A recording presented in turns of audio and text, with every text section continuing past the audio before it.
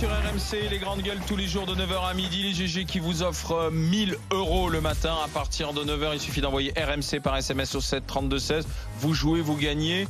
Et vous gagnez aussi avec Vincent Moscato dans le Super Moscato Show à partir de 16h. Toujours le même principe, envoyez RMC par SMS au 7 32 16. Vous n'avez pas à attendre 16h. D'ailleurs, vous pouvez envoyer les SMS dès maintenant parce que c'est un tirage au sort ensuite qui vous permet de gagner ces 1000 €. Avec Vincent, donc tout à l'heure à partir de 16h. La Nièvre, Cosne-sur-Loire. Demain, Olivier et moi, le 31e Salon du Livre à partir de 9h30. Devant la mairie, on vous attend pour discuter, parler ensemble, signer le livre Les secrets des grandes gueules aux éditions de l'Archipel, le 31e Salon du Livre de Cosne-sur-Loire. Demain, avec Olivier, nous serons là-bas toute la journée.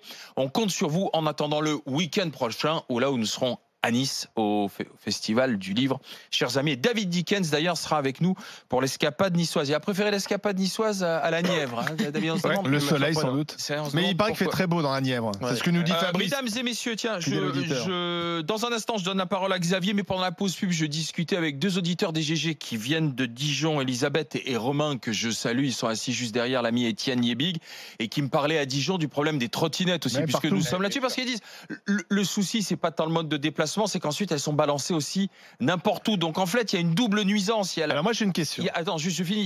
Il y a la nuisance pour ceux qui estiment qu'ils doivent faire du zigzag, échapper au chauffard en trottinette. Et puis il y a les piétons, et en particulier aussi les non-voyants, où tu marches tranquillement et puis tu te retrouves avec des cadavres de trottinettes. Alors c'est peut-être le problème du libre-service en France, parce qu'on a le même problème avec les vélos qui sont laissés n'importe où. Les voitures en libre-service, elles sont dégradées. Il y a eu le problème avec les caddies à une époque. Et donc est-ce qu'en France, il n'y a pas un problème avec le libre-service? Est-ce que la mentalité française est faite pour le libre service? Parce que c'est vrai que c'est une nouvelle façon de faire maintenant, de prendre quelque chose qui ne t'appartient pas, de l'avoir pendant un moment et de le rendre. Le problème, c'est que le français, il rend ça n'importe comment. Enfin, le français, beaucoup de français, respectent pas. Est-ce qu'on a la mentalité pour ça? Moi, on n'a pas la mentalité anglo-saxonne.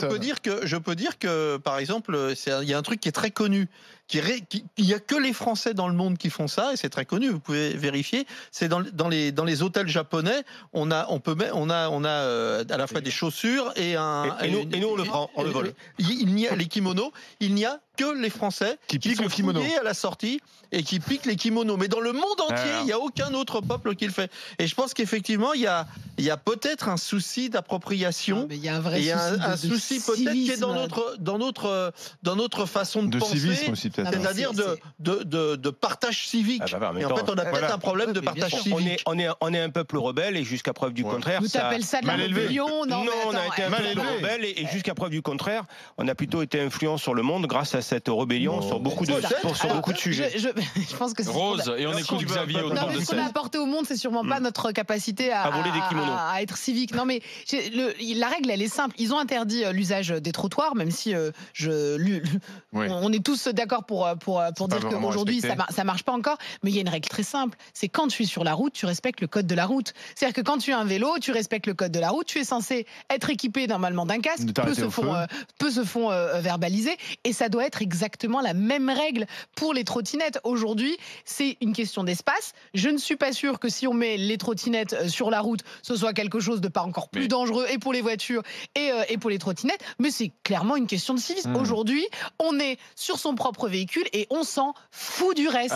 Et c'est aujourd'hui ce qui se passe dans toutes les routes de France. Le camarade David Dickens, qui est utilisateur comme toi d'ailleurs, Olivier, de trottinettes électriques, qui m'envoie ce SMS en disant il y avait une boutique qui s'appelait Urban 360 qui avait investi dans des trottinettes. Elle avait un gros succès d'ailleurs parce que elle les louait, elle les vendait et elles allaient jusqu'à 80 km/h. Aujourd'hui, elle ne peut plus. Aujourd'hui, la plus lente va à 35 km/h. Ils avaient investi aussi dans un dispositif qui permettait de rouler à deux, mais on a une législation tardive qui du coup met aujourd'hui les affaires en péril. On n'a pas su réglementer avant, anticiper ce que me dit David. Xavier est avec nous. Bonjour Xavier. Bonjour. Bonjour, bienvenue Xavier. Alors, est-ce que vous comprenez la plainte de ce mari et père qui veut l'interdiction des trottinettes dans Paris? Je la comprends tout à fait dans la mesure où effectivement, comme je le disais tout à l'heure, le problème des trottoirs, c'est que les trottoirs sont faits pour les piétons. Donc à Paris maintenant, on voit un tas de véhicules qui sont aussi bien des trottinettes que des vélos, que des rollers avec des gens qui évoluent sur ces trottoirs à des vitesses assez élevées. Alors, il y a bien sûr les enfants, il y a les piétons en général, il y a les personnes âgées. Ma mère s'est fait, il y a 2 ans, renverser par un vélo sur un coin de rue où elle a eu le poignet fracturé. Bien sûr, le vélo est parti. Bon, bien sûr, ça s'est bien terminé, mais le problème à Paris, si vous voulez, c'est qu'il y a 2 poids 2 mesures. Donc, les véhicules sont taxés. Pour circuler à Paris, ça coûte une fortune. Et tous les autres véhicules ont le droit de tout faire. Alors maintenant, c'est les trottinettes. Avant, c'est les vélos qui peuvent griller les feux rouges. C'est les vélos qui peuvent rouler dans des sens interdits. Je pense que si on veut une harmonie entre tous ces véhicules, ce qu'il faut, c'est que ce soit le code de la route. Donc, un feu rouge, c'est un feu rouge, que ce soit pour un vélo ou pour une voiture, c'est un feu rouge. Et vous avez, si vous connaissez la rue de Plaisance à Paris, c'est une rue très étroite. Les vélos y roulent à sens interdit. Si vous ne vous rangez pas quand un vélo passe, vous y laissez un rétroviseur. Mais là vous avez raison. Non, c'est pas normal. Là, vous avez raison, c'est qu'effectivement, on fait des choix aussi un peu. La mairie de Paris a fait preuve quand même de beaucoup de permissivité sur le comportement des cyclistes. Alors maintenant, ça change parce qu'on fait des vraies pistes cyclables, mais c'est vrai qu'on ne pouvait pas toucher au vélo. L'automobiliste était le méchant, le cycliste était le gentil. C'est vrai qu'on est un peu dans l'idéologie. Oui, et là, finalement, les mairies de Paris, c'est un effet boomerang. C'est-à-dire qu'avec les trottinettes, ils sont emmerdés parce qu'en même temps, ils veulent pas jouer les procureurs, puisqu'ils ne cessent que de dire arrêtez de prendre la voiture, prenez d'autres moyens. Donc la mairie de Paris est un peu coincée. Je pense qu'il va falloir faire un peu moins d'idéologie. Chamine, il faut faire un peu moins d'idéologie sur ces questions-là. Voir effectivement, il y a de nouveaux modes de transport, que les gens ont envie de se déplacer différemment, et il faut organiser la ville pour que tout le monde puisse cohabiter. C'est pas Paris. Tu vas n'importe où dans le monde et en France, c'est exactement la même situation. C'est la même idéologie. Ils ont été dépassés par d'un seul coup l'évolution incroyable de tous ces modes de transport. La mairie de Paris est un peu emmerdée parce que ceux qui prennent leur bagnole, ils votent pas à Paris. Ceux qui prennent une trottinette, il y a plus de chances qu'ils votent à Paris. Donc ils vont gérer le dossier différemment. Merci à Xavier d'avoir été avec nous. Puisque tu prends les exemples des villes, des autres villes européennes, tu prends Amsterdam, qui depuis longtemps a fait du vélo. Voilà, a pris le parti du. Oui, mais c'est notre culture. Non, mais que ce soit une autre culture, c'est une chose. Mais du coup, si tu veux, vraiment, la ville s'est adaptée et les gens respectent. Quoi, si tu veux. Aujourd'hui, c'est vraiment le manque de respect. Quoi.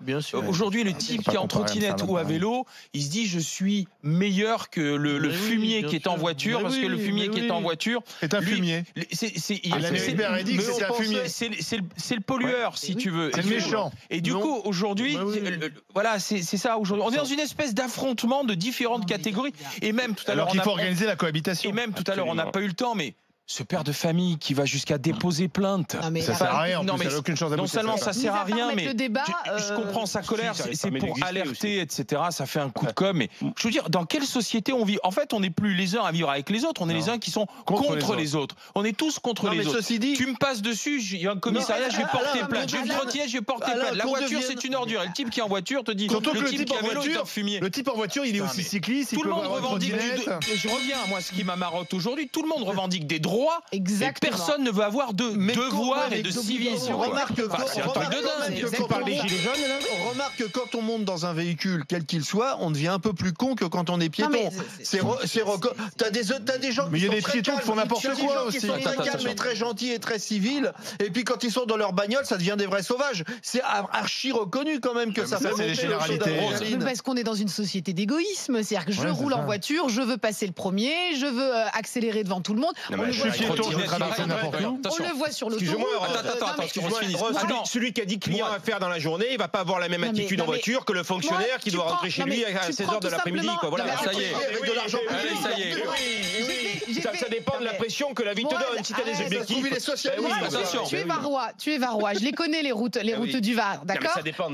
Combien sont constamment sur la route de gauche alors qu'il n'y a pas un chat sur l'autoroute au lieu de rouler à droite? On a cette philosophie. C'est surtout sur la voie du milieu, sur les pour des Schumacher dès qu'on a un véhicule dans les mains, que ce soit une trottinette, un vélo, bien entendu, ou un véhicule. Non, il y a beaucoup de gens qui conduisent vite uniquement parce qu'ils ont une pression qui doivent être performants. Il y a des gens qui ont moins de pression et qui prennent le temps. Ces personnes sur trottinette, la plupart du temps, ils sont à deux. On parle de voiture, là. Tu vis dans le sud. C'est une culture. Non, mais dans le sud, c'est vrai qu'on n'a pas de pression. La bagnole en France, c'est un petit peu plus qu'un moyen de se déplacer. La bagnole en France, c'est pas tout à fait la bagnole en Suède, c'est pas tout à fait la bagnole en Allemagne. On n'est pas suédois, Étienne. Va vivre en Suède, va vivre ailleurs. Mais moi, je regrette pas, je suis très heureux dans mon pays. Tu aimes la France, tu la quittes. Va vivre en Suède. La bagnole, c'est un petit peu autre chose que simplement d'aller. On cultive les gros moteurs, on cultive la vitesse. Il y a la vitesse, il y a la virilité. Pas dans les villes, pas dans les villes. La bagnole, plus dans les villes. Je suis désolé, moi, je prends ma bagnole et chaque fois que je monte dans ma bagnole, je me dis pas chouette, super, je vais polluer la planète. Non, j'ai des impératifs horaires, j'ai des objectifs à tenir. Dans un instant. Et avec la bagnole, juste un truc, moi j'encourage tout le monde à prendre la voiture, le vélo ou la trottinette aux prochaines municipales pour aller voter contre Anne Hidalgo. Dans un instant, les GG veulent savoir, à Grenoble, que se passe-t-il? Une dizaine de femmes de confession musulmane qui investissent une piscine. Elles veulent pouvoir se baigner en burkini ou tenue longue, couvrante. Elles se disent discriminées. Est-ce qu'elles ont raison? À tout de suite au 32-16. RMC, 9h midi. Les grandes gueules.